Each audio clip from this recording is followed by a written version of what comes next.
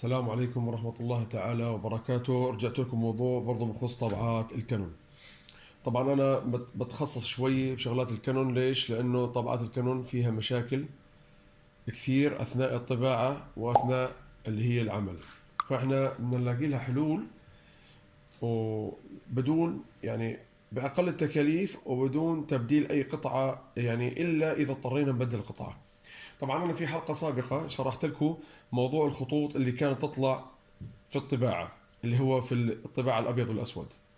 طبعا كان مشكلتها اللي هو إذا بتلاحظوا أنا حكيت لكم عنه، اللي هو المغناطيك، اللي هو رول المغناطيك، تبدلوه بتنحل المشكلة. طيب أنا فاك الأجزاء تاعت الدرم كاملة. إذا بتلاحظوا سيخ الدرم والدرم وقاعدة الدرم والمغناطيك وسفنجة المغناطيك. طيب هسا أنا بدي أعطيكم حل في إصلاح اللي هو الرول المغناطيك بدون ما تبدلوه. طبعا في ناس باخذ وقت وعبال ما يروح يبدله او يوسع القطعه وتجي، فانا بدي اعطيكم حل بدون او تمشوا اموركم عبال ما اجيب لكم، يعني او تشتروا واحد او توصوا على واحد رول اللي هو المغناطيك. بدي افرجيكم كيف تحلوا مشكله الخطوط الموجوده فيه بدون ما تشتروا، اذا كان ضرباته خفيفه او مسحاته خفيفه. فإله شغله تقدر تسووها وبرجع شغال 100%، اللي هو الرول المغناطيك. طبعا الرول المغناطيك هذا عليه طبقه يا اخوان عشان تكونوا عارفين، خاصه في سحب الحبر وتنزيلها على الاسفنجه، على اساس انه الحبر الزايد ينزل على الدرم الاخضر. طيب المشكله يعني كيف بدنا نحل اللي هي قصه الدرم بدون ما نبدله اذا كان الدرم شبه صالح، يعني الخطوط اللي فيه خفيفه، يعني مش قويه كثير. شوفوا كيف هذا مثلا خطوطه اذا بتلاحظوا مش كبيره، خطوطه يعني هي مش قويه، شايفين؟ طبعا هذا في حال الدرم الموجود فيه خطوط الخفيفه. اللي فيه خطوط كبيره ومحفوره حفر فصعب انه يتصلح، فلازم تبدله. او في ثقوب، في منه درمات تلاقي فيها ثقوب. طيب كيف بدنا نصلحه بدون ما نبدله بطريقه سهله؟ طيب يا اخوان، اول طريقه او اول شغله بدنا نسويها لازم نجيب ورق قزاز تبع سيارات. اللي بتلاحظوا ب 1500 يكون رقمه 1500 او 2000.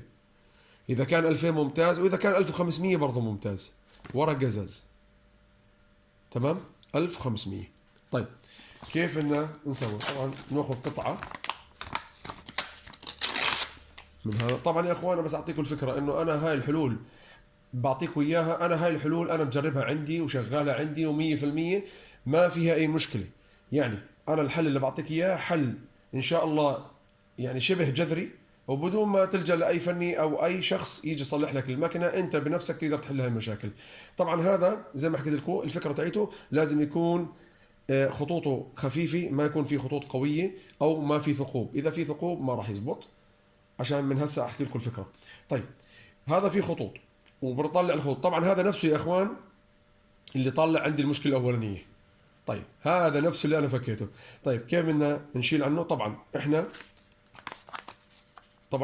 في الطريقه هاي لازم نشيل الخطوط هاي الموجوده. كيف بدنا نشيلها؟ عن طريق ورقه القزاز. طبعا يا اخوان القزاز انا ليش بدي اياه ناعم؟ ورق القزاز عشان ما يخرب طبقه المغناطيك. هذا بنظفها ما بحفها.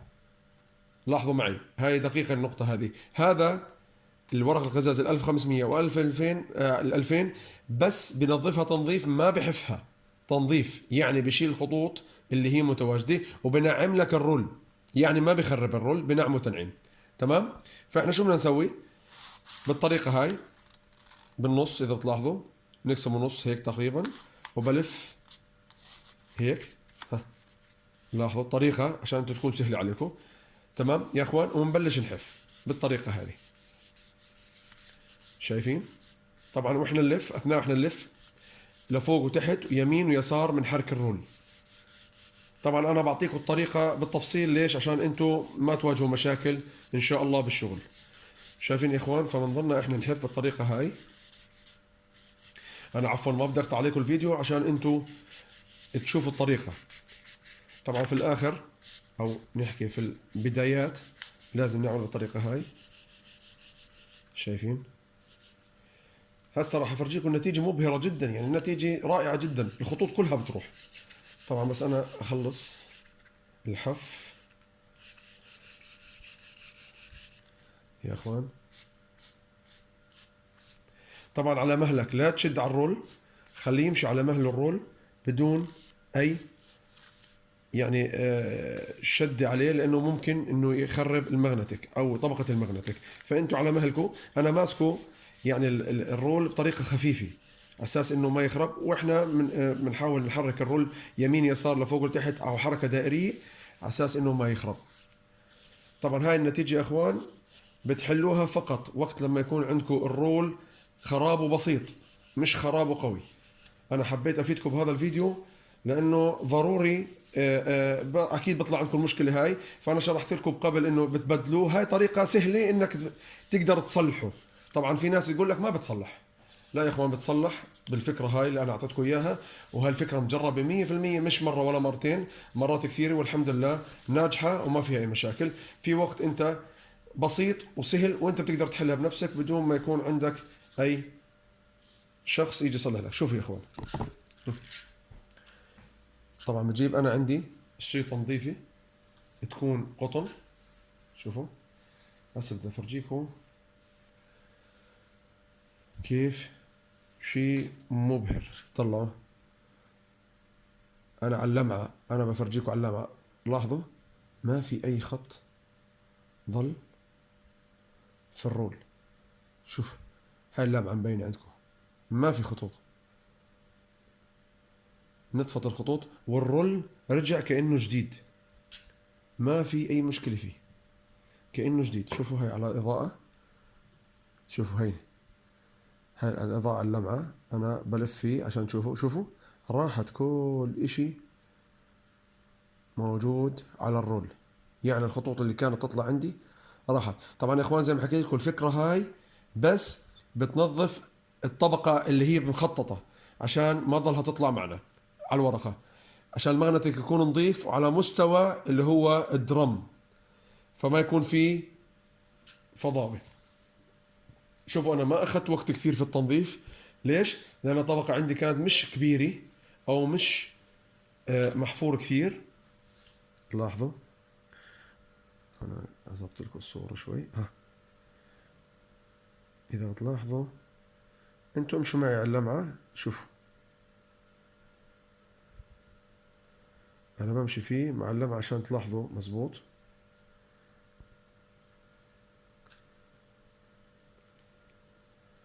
ما في اي خدش صار فيه، هي نظيف 100%. طبعا يا اخوان هيك بكون احنا حلينا مشكلة الخطوط او الضربات اللي كانت تطلع معنا على الورقة بالطريقة هاي. طريقة تجيبوا اللي هو ورق 1500 او 2000 ورق الحف. طبعا هذا المعظم بيستخدموه للسيارات، نفسه هذا متواجد. شايفين هذا قوة الخطوط شو خربت، اللي هو اذا بتلاحظوا اللي هو الاسفنجي اللي تحت، شوفوا كيف الخطوط مبينة كانت، طلعوا. فانا بالطريقة هاي اللي سويته خفيت الخطوط كلياتها، وصلح عندي اللي هو رول المغناطيك، هي ما في اي مشكله فيه. بس بطريقه الحف هاي اللي هو قلت لكم كيبل عفوا ورقه حف 1500 او 2000 و... وعلى مهلكم وشوي شوي عشان ما يشيل عندك طبقه اللي هو المغناطيك وتخرب الرول وراح تكبه، ما راح تستفيد، جيب واحد ثاني جديد. فانا هاي اعطيتكم طريقه انكم تقدروا تحلوها بنفسكم بدون ما تبدلوه اذا كانت ما في عندكم ثقوب والخطوط عندكم مش قويه، يعني مش قويه انها تكون حافره. هاي الخطوط كانت موجوده عندي محززه بس مش حافره، ونظفناها عن طريق اللي هو ورق القزاز وبسرعه، يعني كلها ما اخذت معي دقيقتين تنظيفه، بسيط شوي شوي وعلى مالكم، وبكون رجع 100% جديد، وانحلت عندكم مشكلة الخطوط برضو بسهولة. ما في داعي لتبديل اللي هو الرول المغناطيك وإن شاء الله تكونوا استفدتوا من هذا الموضوع. لا تنسونا بالمشاركة في القناة وتفعيل الجرس عشان أوصلكم كل شيء جديد وكل شيء تستفيدوا منه في الصيانة بإذن الله تعالى. بارك الله فيكم، والسلام عليكم ورحمة الله تعالى وبركاته.